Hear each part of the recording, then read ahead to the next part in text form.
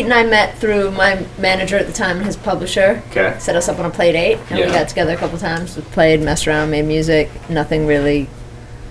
We didn't really finish anything. Yeah. And then he played me a song that he had done with Ethan, and he's like, "We should get Ethan to come by." I was like, "Yeah." Yeah. Why do you think your manager thought you guys would gel so nicely? I don't even know if he did. I just think my manager just thought he was talented, and yeah. I went and just played him like a bunch of songs, and he was just like, "Go meet Samantha, see what happens." Yeah. So, like, cool. Yeah. So Tight. Now, what's each one of your guys' roles in the band? We both write the songs, and then Pete produces them. Right. Ethan has strep throat right now, so. Yeah, I should mention, I didn't know if you wanted me to, but yeah, no, you can mention it. He's got a bad case of strep throat. It's pretty brutal. And he has to sing in about, 45 minutes or so? Yeah. I'm going to just not think about it. I'm going to drink a little whiskey before I go on, and hopefully that'll numb it for the... That's it, man. And numb your feelings. Yeah, that's what I mean, numb my feelings. I don't want to feel this. Are you sad? Huh? Are you sad right now, really? No, it's excruciating, honestly. Yeah. I'm not gonna lie to you. This is worse. I would way rather pull my ACL like 8 more times in a row than to do this. I'm sorry, dude. Yeah. Yeah. You are a trooper, man. Yeah. Yeah, for sure. So it seems like it's been a whirlwind last few months. But what's been the best moment of the last year for you guys? I think there's so many. I think every day has new ones. Yeah, I mean, you just got to go on a bunch of roller coasters, right? Yeah, I mean, today was pretty good. I'd say one of the biggest things for me was getting Nate Roos to come into one of our rehearsals and from fun. Mm-hmm. Yeah, and coach us through a bunch of things that he was inspired after we played a set to come in and basically just give us pointers about what he thought was good and what he thought wasn't. So it was really cool. Yeah, 'cause I'm a big fan of his. Yeah, it's crazy. Like when you grow up, you listen to music.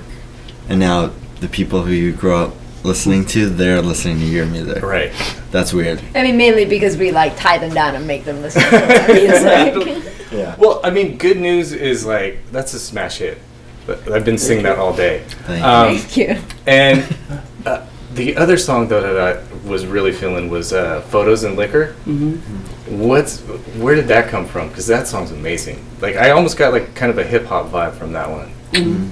That started was, I was like, let's make a song that's Nasty Boy, Biggie. Yeah. And then I just left the room. Pete goes to town. And then... It's really dope, seriously. Thank you so much. Yeah, I think initially the lyrics were, it's the hose, it's the booze, it's the drinks, it's the liquor, and Samantha's like, we can't do those lyrics. And I was like, all right. That's just not the song. Yeah. But it's actually my brother's favorite song too. He said it reminded him of some old 90s hip hop. Yeah, absolutely. You guys nailed that. Shooting for. Yeah, thank you. I love it. Yeah, we did. Oh yeah. All right, let's get into a couple of fun questions.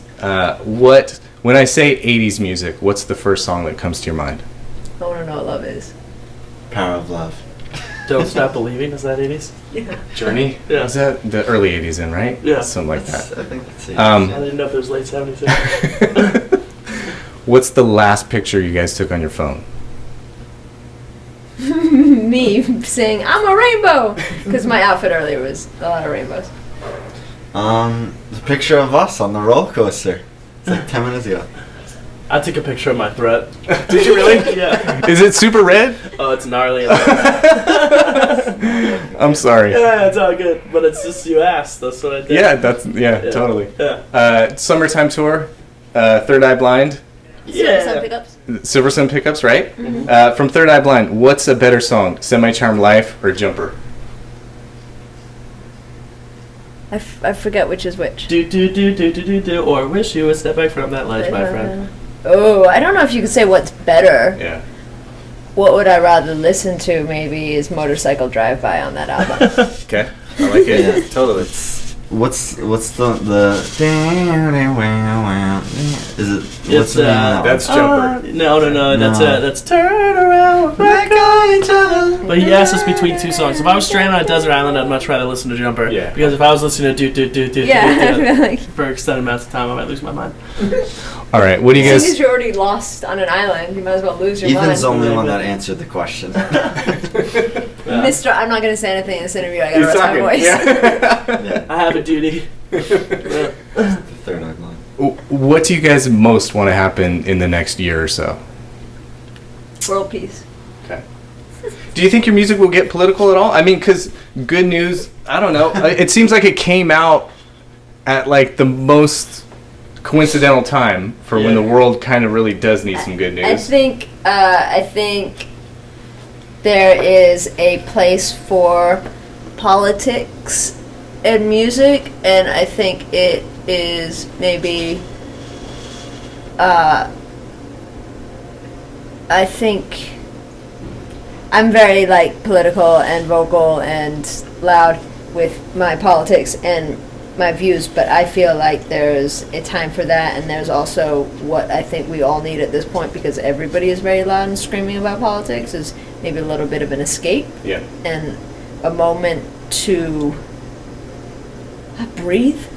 I don't know. At least that's what I'm looking for when I'm listening to music sometimes. So I feel like the undertones, there are a lot of political undertones, I think, in anything we write, because I don't think you could be a person writing or living in this era and not have that influence what you have to say.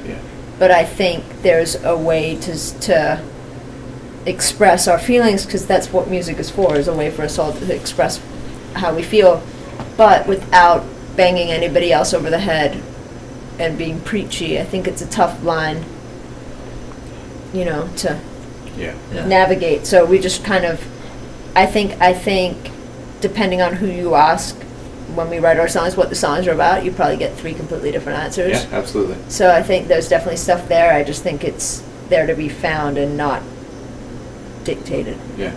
Yeah, I feel like the music, exactly what you said, is the music is for an escape, and then what we do in the political field will show through our actions. We don't want to do it through our music. We want to do it through what people see us doing and what they see our approaches.